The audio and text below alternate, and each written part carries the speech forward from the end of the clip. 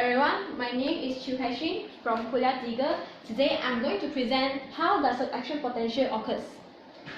So here is a picture shows that how is a neuron transmit a nerve impulse.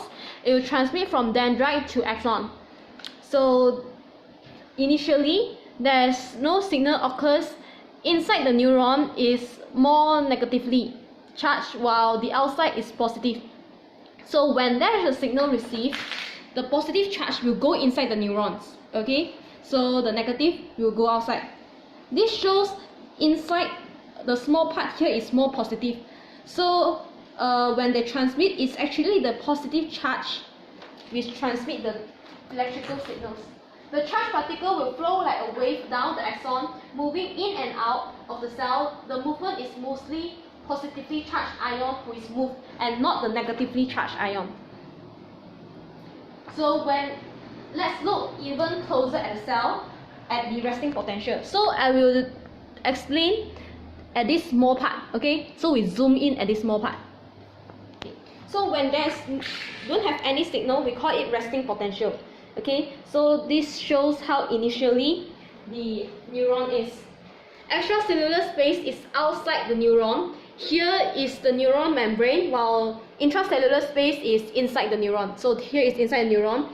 Okay, so I mentioned just now, when there is no any signal received, outside will be more positive. Okay, inside is more negative. Okay, and outside the neuron there is high concentration of sodium ion, while inside there is high concentration of potassium ion and the chloride ion, so make it more negative with negative 70 millivolt. When there is an electrical, okay, so at this point, resting potential, the sodium and potassium channels are gated and closed because of the difference in number of sodium and potassium ion. When the depolarization occurs, the sodium channel is open. So when depolarization occurs, the sodium ion channels is open. And sodium quickly rush into the cell, okay, and it causes a high shift of the potential. So now become negative and positive. Okay, the sodium ion will quickly rush into the sodium channel. In order for more sodium ion channel to be open, threshold potential need to be achieved, which is negative 55 millivolt. If negative 55 millivolt had reached inside the neuron, more sodium ion channel will be open, therefore more sodium ion can rush in. So it gives a positive in the intracellular space.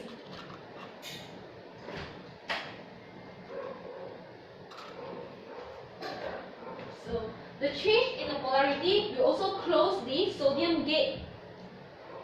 Nearby is the voltage gated potassium channel will open now, will allow the potassium ions to flow out of the cell. So now the potassium ion will open. This is the repolarization. The movement of this positive ion will have repolarized the cells along the cell to have a negative internal. So now all the potassium ion will rush out from the potassium channel. Okay, due to the potassium ion rush out, okay, it gives it a negative inside and positive outside. Okay, now all potassium is rushing out. Okay, the change in the polarity will also close the potassium gate. At this time, you might think that the cell is ready to receive another signal, but it can't. Even when the sodium gated is open, the sodium ion will also not coming in because there's a high concentration of sodium ion inside while low concentration of sodium ion outside. It only can flow out but cannot flow in. This is because the sodium ion need to flow according to the electrochemical gradient. So in order to let the sodium ion to against the electrochemical gradient, sodium potassium pump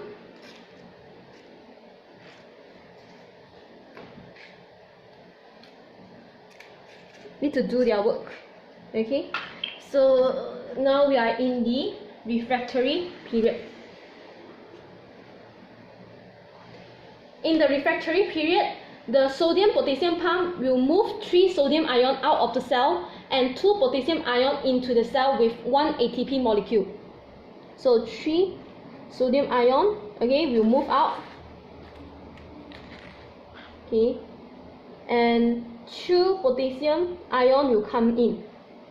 Okay, to change the sodium potassium pump shape, ATP, okay, will broke into ADP and P. Phosphate group will attach to the sodium potassium pump gate. Okay, so it allows the sodium potassium pump to change its shape and deliver 2 potassium ion inside. So this process will be repeated until it reaches the resting potential. Okay, so it repeated and until it reaches the resting potential.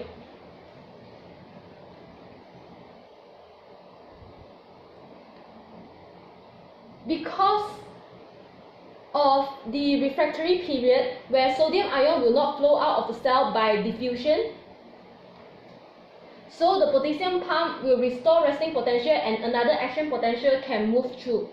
Using in the oscilloscope trace, okay, we can clearly see that without any stimulus occur, okay, it will be a straight line at the 70 millivolt where don't have any signals being transmitted inside the neuron, so it's a straight line. Where there's a stimulus, it will shoot up, okay, but no action potential is occur because the internal haven't reached the threshold potential. When it reached the threshold potential, negative 55 millivolt, action potential occurs. Okay, so depolarization occurs where sodium ion will rush into the cell. Okay, when the nerve impulse is transmitted to the next site, repolarization occurs at the part. So the potassium ion will rush out of the cell, okay, to regain the resting potential millivolt. Sometimes it will even lower than the negative 70 millivolt. We call it hyperpolarization. But the refractory period will repair it, where sodium potassium pump will use the ATP to restore back the resting potential. So here is the refractory period. It will restore back to the 70 millivolt. That's all from me. Thank you.